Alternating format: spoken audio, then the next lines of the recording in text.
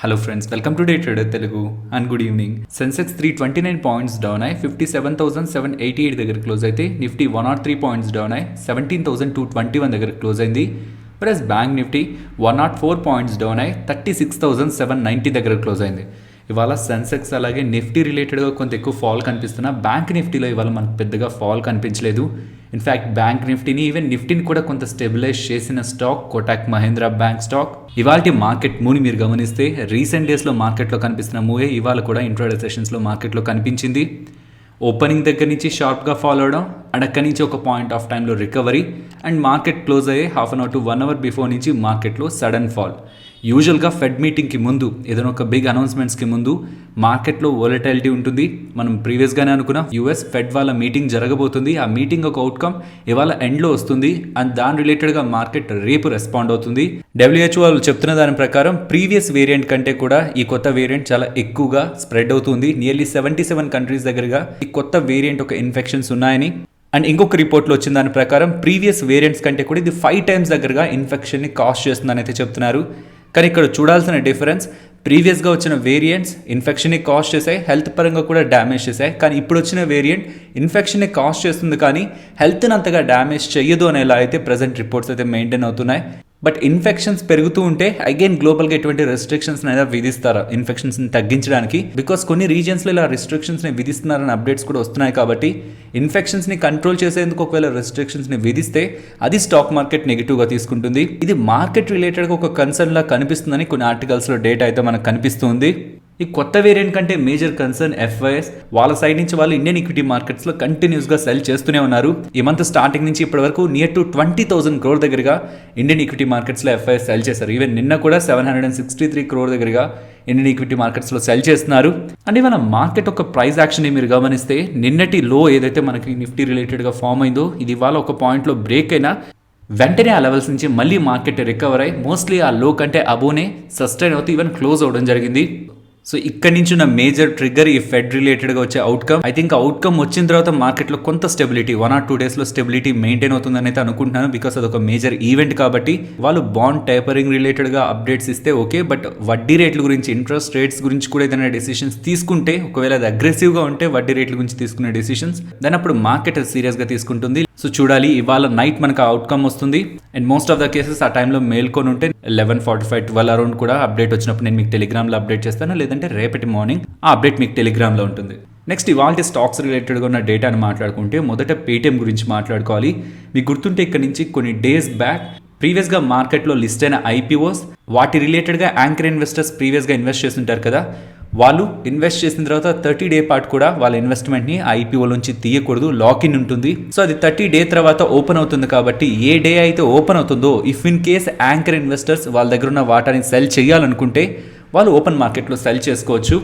ఇవాళ Paytm follow అవడానికి కూడా రీజన్ అదే.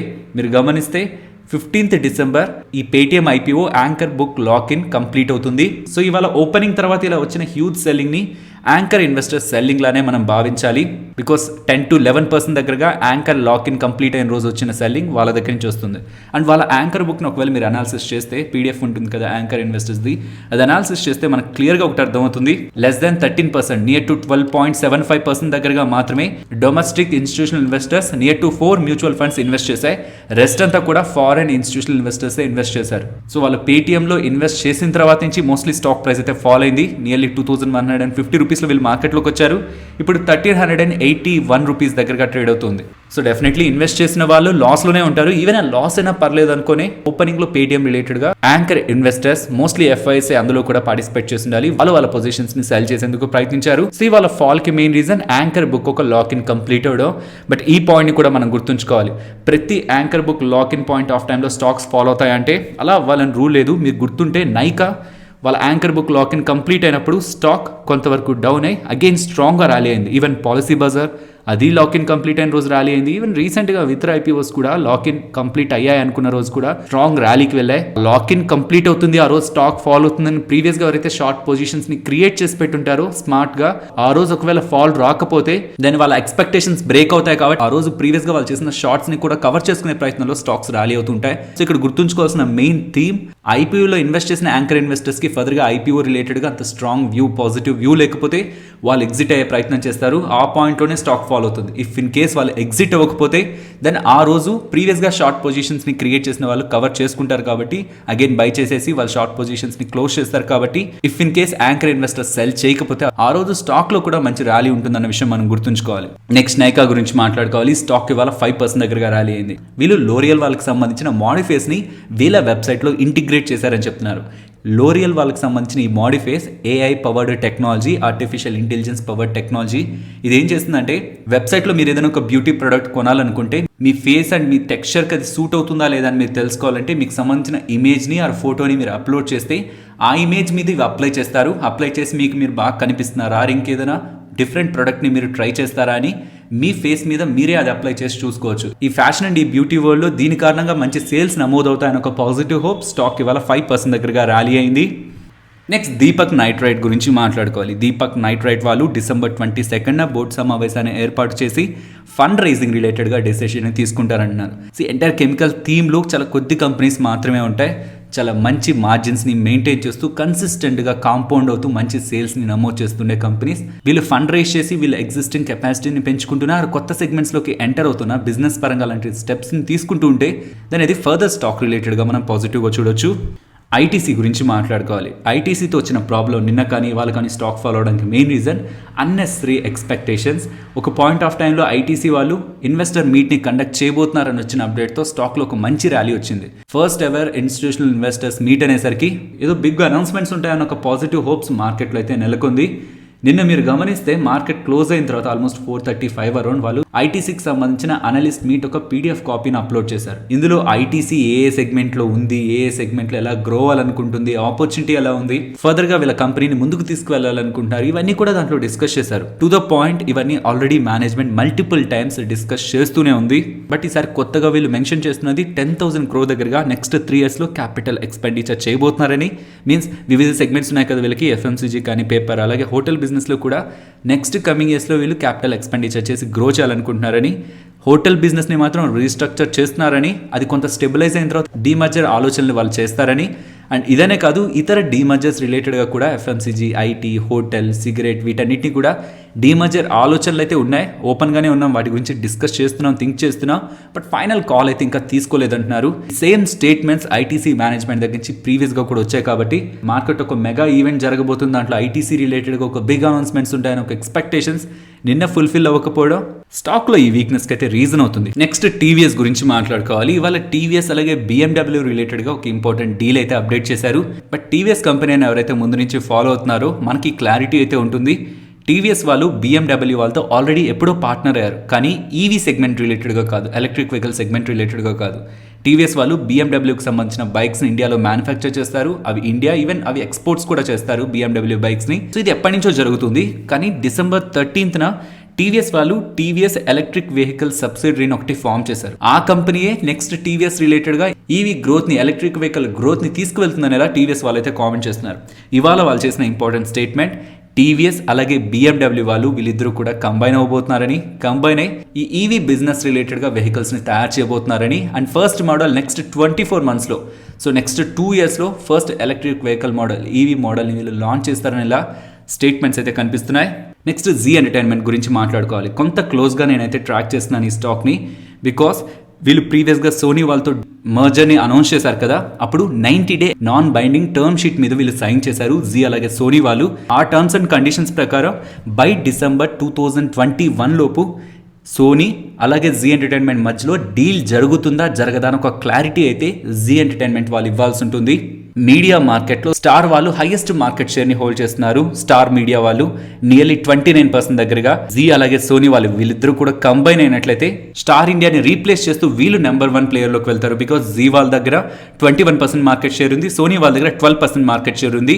ఈ రెండు కంపెనీస్ కంబైన్ అయితే ఏంటి అడ్వాంటేజ్, ఎందుకని స్టాక్ ని పాజిటివ్ గా చూడాలంటే వీళ్ళ ఎక్స్పెండిచర్ అండ్ వీళ్ళ రిలేటెడ్ గా కాస్ట్ ఆఫ్ ప్రొడక్షన్ కూడా ఒక లైన్ వరకు కంట్రోల్ చేసుకోగలరు. కాబట్టి profitability near to 2.5 times jump అవుతుంది బై FY24 లోపని CLSA వాళ్ళు కూడా కామెంట్ చేస్తున్నారు. ఇలా జరిగే మర్జర్ తో కంపెనీకి అయితే పాజిటివే, జీ ఎంటర్టైన్మెంట్ కి అయితే పాజిటివే. కానీ ఆ మర్జర్ అంత స్మూత్ గా జరుగుతుందా, లేదంటే ఇన్వెస్ట్ కోవాలి ఏదైనా ఈ మర్జర్ ని అడ్డుకునేందుకు ప్రయత్నిస్తారా, వీటి రిలేటెడ్ గా మనకి ఈ మంత్ ఎండ్ లోపు క్లారిటీ వస్తుంది. కాబట్టి ఇఫ్ ఇన్ కేస్ ఇన్వెస్ట్మెంట్ చేద్దాం అనుకుంటున్న వాళ్ళు వీటి రిలేటెడ్ గా వస్తున్న అప్డేట్స్ ని కొంత క్లోజ్ గా ట్రాక్ చేస్తూ రండి. నెక్స్ట్ ఇప్పుడు ప్రెసెంట్ రన్ అవుతున్న IPOs అండ్ వాటి రిలేటెడ్ గా ఉన్న గ్రే మార్కెట్ ప్రీమియం డేటా మీకు స్క్రీన్ పైన ఉంచుతున్నాను. ఎస్ బ్యాంక్ వాళ్ళు ప్రీవియస్ గా మల్టిపుల్ టైమ్స్ ARCని ఫామ్ చేయడానికి ప్రయత్నిస్తున్నారు కదా, లైక్ అసెట్ రీకన్స్ట్రక్షన్ కంపెనీ. అలాంటిది ఒక కంపెనీని స్టార్ట్ చేసి ఎస్ బ్యాంక్ సంబంధించిన నాన్ పర్ఫార్మింగ్ అసెట్స్ మొండి బకాయిల్ని ఆ కంపెనీకి ట్రాన్స్ఫర్ చేసి వీళ్ళ నాన్ పర్ఫార్మింగ్ అసెట్స్ ని జీరో చేసుకుంటారని కూడా ప్రెసెంట్ ఎస్ బ్యాంక్ CEO కూడా ప్రీవియస్ గా అప్డేట్ చేశారు. అందులో భాగంగా ఎస్ బ్యాంక్ కు సంబంధించిన ARC కోసం 4 బిడ్డర్స్ పోటీ పడుతున్నారనేలా వాళ్ళ నేమ్స్ తో పాటు బ్లూంబర్గ్ వాళ్ళైతే ఇలా ఒక స్టేట్మెంట్ అయితే రిలీజ్ చేశారు. కార్బన్ క్రెడిట్ అలాగే రెన్యూవబుల్ ఎనర్జీ సెగ్మెంట్ లో బిజినెస్ ని అందించే EKI ఎనర్జీ వాళ్ళ రిలేటెడ్ గా ఒక ఇంపార్టెంట్ అప్డేట్ అయితే కనిపిస్తుంది. షెల్ వాళ్ళు ఈ EKI ఎనర్జీ వాళ్ళతో ఒక జాయింట్ వెంచర్ ని ఫామ్ చేస్తూ $1.6 బిలియన్ ఇన్వెస్ట్మెంట్ చేయబోతున్నారు అనేసరికి వీళ్ళ బిజినెస్ రిలేటెడ్ గా ఇంకొక అనదర్ సబ్సిడరీని ఫామ్ చేస్తున్నారు దుబాయ్లో అని వచ్చిన అప్డేట్స్ తో కూడా స్టాక్ ఇవాళ 5% అప్పర్ సర్క్యూట్ కి మూవ్ అయింది. నెక్స్ట్ ఆటోమోటివ్ కాంపోనెంట్స్ ని తయారు చేసే షాందార్ టెక్నాలజీస్ గురించి షాందార్ టెక్నాలజీస్ వాళ్ళు అప్డేట్ చేస్తున్నది. వాళ్ళకు కొత్త మ్యానుఫ్యాక్చరింగ్ ఫెసిలిటీని హిమాచల్ ప్రదేశ్లో స్టార్ట్ చేశారని, ఈ మ్యానుఫ్యాక్చరింగ్ ఫెసిలిటీలో షీట్ మెటల్ కాంపోనెంట్స్ని తయారు చేస్తారని కంపెనీ అయితే అప్డేట్ చేస్తుంది. నెక్స్ట్ వడాఫోన్ ఐడియా వాళ్ళు కట్టాల్సిన వడ్డీ రిలేటెడ్గా 1500 crore దగ్గరగా రీపే చేశారని, అండ్ ఈవెన్ దీంతో పాటు 115 crore దగ్గరగా IDFC ఫస్ట్ బ్యాంక్కి ఇంట్రెస్ట్ పే చేశారనేలా సోర్సెస్ దగ్గర నుంచి అయితే అప్డేట్ కనిపిస్తుంది. నెక్స్ట్ నిఫ్టీ అలాగే bank Nifty support and resistance. Support అయితే చేంజ్ చేశాను 17,140కి, బట్ రెసిస్టెన్స్ అలానే ఉంచాను 17,350 360 జోన్ దగ్గరికి వచ్చి కొంతవరకు మార్కెట్లో రిజెక్షన్ కనిపిస్తుంది. కాబట్టి 17,380 మార్క్ అబోవ్ వస్తేనే ప్రెసెంట్ ఉన్న లెవెల్స్ దగ్గర నుంచి బులిష్గా చూడొచ్చు. బికాస్ ప్రెసెంట్ 17,220 దగ్గర క్లోజ్ అయింది. అబౌవ్ 17,250. నెక్స్ట్ నేను చూస్తున్న రెసిస్టెన్స్ 17,380. బట్ ఈ 17,250 బిలో ఒకవేళ సస్టైన్ అవుతుంటే 17,140 లెవెల్స్ వరకు కూడా మార్కెట్లో స్లైడ్ కనిపించడానికి పాసిబిలిటీ ఉంటుంది. కాబట్టి ఈ 2 లెవెల్స్ని సపోర్ట్ అండ్ రెసిస్టెన్స్గా మెయింటైన్ చేస్తున్నాను. అండ్ బ్యాంక్ నిఫ్టీలో కూడా రెసిస్టెన్స్ని అలానే ఉంచుతున్నాను. బికాస్ లాస్ట్ 2 ట్రేడింగ్ సెషన్స్లో కూడా మార్కెట్లో రివర్సల్ కనిపిస్తూ 37,080 అండ్ 37,060 ఈ జోన్ దగ్గరికి వచ్చి అగైన్ మనకి రివర్సల్ కనిపిస్తుంది. కాబట్టి 37,000 అబోవ్ వస్తున్నప్పుడు 37,116 రెసిస్టెన్స్గా గమనిస్తూ డౌన్ సైడ్కి ఫాలో అవుతున్నప్పుడు 36,340ని సపోర్ట్గా గమనిస్తున్నాను. అండ్ నిఫ్టీ ఆప్షన్ చేయి ఇందా మనీలో కాల్స్ దట్టు 17,000 దగ్గర కాల్ రేటింగ్ కొంత సిగ్నిఫికెంట్గా మంత్లీ ఎక్స్పైరీలో కనిపిస్తుంది. మేబీ మార్కెట్ 17,000 వరకు ఫాలో అవుతుందని కాల్ రేటర్స్లో కొంతమంది భావిస్తున్నట్లయితే మనకు అర్థమవుతుంది. వాళ్ళని కొంత పక్కన ఉంచితే రెస్ట్ ఆఫ్ ద డేటాని మనం గమనిస్తే ప్రెసెంట్ ఉన్న లెవెల్స్ నుంచి టాప్ సైడ్కి మూవ్ అవుతున్నప్పుడు 17,500, ప్రీవియస్గా 17,600 దగ్గర స్ట్రాంగ్ రేటింగ్ కనిపించేది. కానీ ఇప్పుడు 17,500 దగ్గరే స్ట్రాంగ్గా డేటా అయితే బిల్డ్ అవుతుంది. అండ్ డౌన్ సైడ్కి ఫాలో అవుతున్నప్పుడు ఇమీడియట్గా అయితే 17,000. బట్ ఇఫ్ ఇన్ కేస్ 17,000 దగ్గర సస్టైన్ అవ్వకుండా డౌన్ సైడ్కి ఫాలో అయితే అక్కడ స్ట్రాంగ్గా పుట్ రైటింగ్ ఉంది. కాబట్టి అది అన్వైండ్ అయ్యే ప్రయత్నంలో 16,700 వరకు కూడా మార్కెట్లో మనం కరెక్షన్ ఎక్స్పెక్ట్ చేయొచ్చు. సో నియర్గా చూస్తే 17,000 ఇంపార్టెంట్ సపోర్ట్. ఇఫ్ అది బ్రేక్ అయ్యి సస్టైన్ అవుతుంటే రీసెంట్ లోస్ మార్కెట్ ఫాలో అయిన లోస్కి మళ్ళీ అగైన్ మార్కెట్ రీటెస్ట్ చేయడానికి పాసిబిలిటీ ఉంటుంది. సో 17,000 to 17,500 ఈ 500 పాయింట్స్ రేంజ్లో కమింగ్ డేస్లో నిఫ్టీ ఉంటుందనేలా కాల్ అలాగే పుట్ రైటర్స్ భావిస్తున్నారు. ఫైనలీ ఇది ఫ్రెండ్స్ మన వీడియో నచ్చిందా? నచ్చితే వీడియోని లైక్ చేయండి ఫ్రెండ్స్. అండ్ ఈ వీడియో మన వాళ్ళకి యూజ్ అవుతుంది అనుకుంటే తప్పకుండా షేర్ చేయండి. అండ్ మన ఛానల్ని సబ్స్క్రైబ్ చేయనట్లయితే ఛానల్లో ఉన్న కంటెంట్ని గమనించండి. ఇఫ్ ఆ కంటెంట్ మీకు యూజ్ అవుతుంది అనుకుంటేనే ఛానల్ని సబ్స్క్రైబ్ చేసి పక్కనే ఉన్న బెల్ ఐకాన్ క్లిక్ చేయండి. మరొక ఇంట్రెస్టింగ్ వీడియోతో మళ్ళీ మీ ముందుకు వస్తాను. అంతవరకు టేక్ కేర్. జై హింద్.